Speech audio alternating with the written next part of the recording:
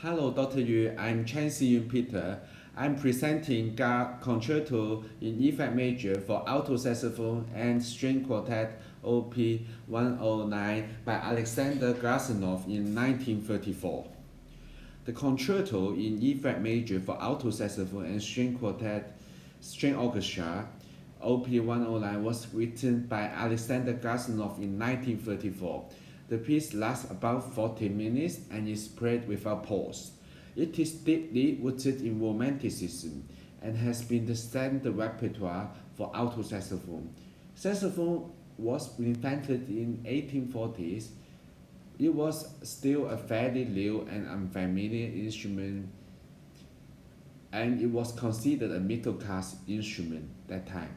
Therefore, there seldom has composer composed for it. However, Gasanov became a breakthrough as he was attracted by the sound of the saxophone. This piece was premiered in Sweden on 25 November 1934. It was premiered by a famous German saxophonist, Sigurd Werscher. He actually brought this concerto alive because he persuaded his friend Gasanov to compose it. According to famous saxophonist Marshall Mill, Gasanov had a reading of this piece with him prior to its publication. The composer played the piano part with Marshall Mill. Actually, Gasanov almost certainly never heard this saxophone concerto properly performed, as the first Paris performance of the work did not occur until after his death. What a pity. He made no mention in his letters of any collaboration with other composers on this concerto. However, in 1936, the publishing company made an addition to the piano reduction. They added Arpitiot as the second composer, probably for copyright purpose, as it was common for Soviet Union artists. For its structure, this is the structure breakdown according to Gasanov himself. Firstly, there is an exposition part. The tempo is allegro moderato. The meter is 4/4. It was ended in G minor. Come up with a developmental part. After it, there's a transitional part. The tempo in this part is andante. The key is C flat major. It changed to B major sometimes. The meter changed to 3/4. And later on, it leads to a small cadenza. So in the conclusion part, it was in fugato with the accompaniment part. The key is C minor, the meter is 12/8. And then this all structure occur again before leading to the coda, which goes back to E flat major. Here is the form diagram. We can see section 1. It was introduced by an introductory statement, the capo. In A part, there's a first statement. Come up with an imitation. In part B, there's a second statement. Also came up with an imitation.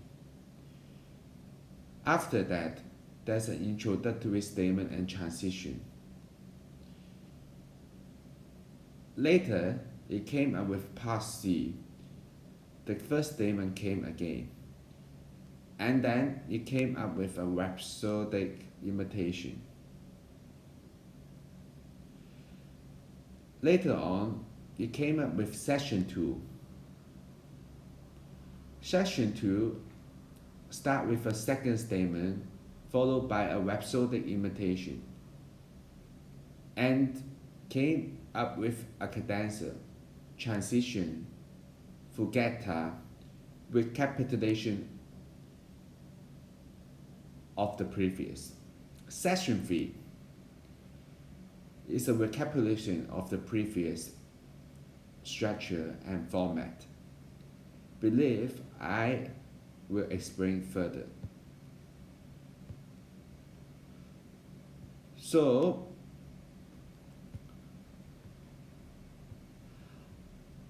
a more descriptive map of the Gasanov's concerto structure is presented right now. From the above structure, we can have a preview that the key and the meter change quite a lot. It gave us a sense of refreshing, and it was quite a breakthrough at that time. And the understanding of the form is one of the ultimate aims to work in, because it is the base, the skeleton, the composition and the structure of the imitation. It is singularly the pattern that guides from the beginning to the end. This concerto certainly has a long common structure. The romantic concert concern to keep the free movement structure that is antecessor periods have developed. But Gasanov made one movement concerto and divided into 3 sections. Once again, he applied a very smart balance between the new and the old school. The Gasanov's concerto has an exposition, A part, imitation part, B part, imitation B part. Came up with developmental, or you can call transitional part. Came up with C part, imitation C part, D part, imitation D part, and the conclusion, which is the A part, imitation A part, B part, imitation B part, and a coda, which we call it the recapitulation of the main theme. This structure must be approached and developed to the point of bringing about its phrase, parts, sections, and finally the complete concerto as one individual piece of music. Gasanov's concerto is one of the most important works in the saxophone repertoire.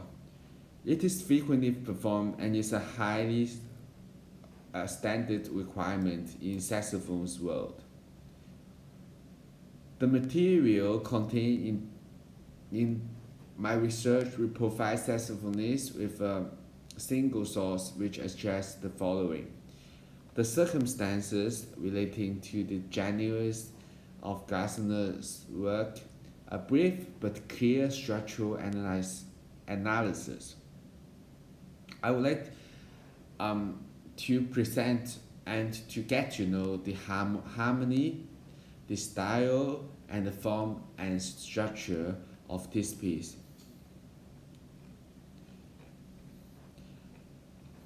In addition, a pedagogical discussion of the historical implication, stylistic characteristic, and the piece application for the melodic, rhythmic, expressive, harmonic, and formal aspect can make a huge difference in an intermediate saxophone student's interpretation.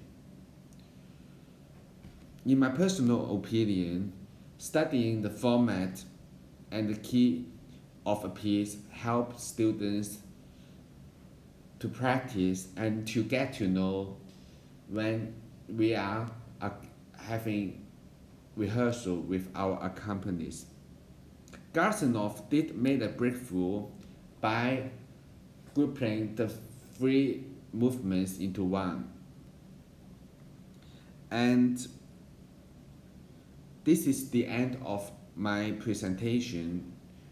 Hope you enjoy and get to know this standard saxophone repertoire. Thank you.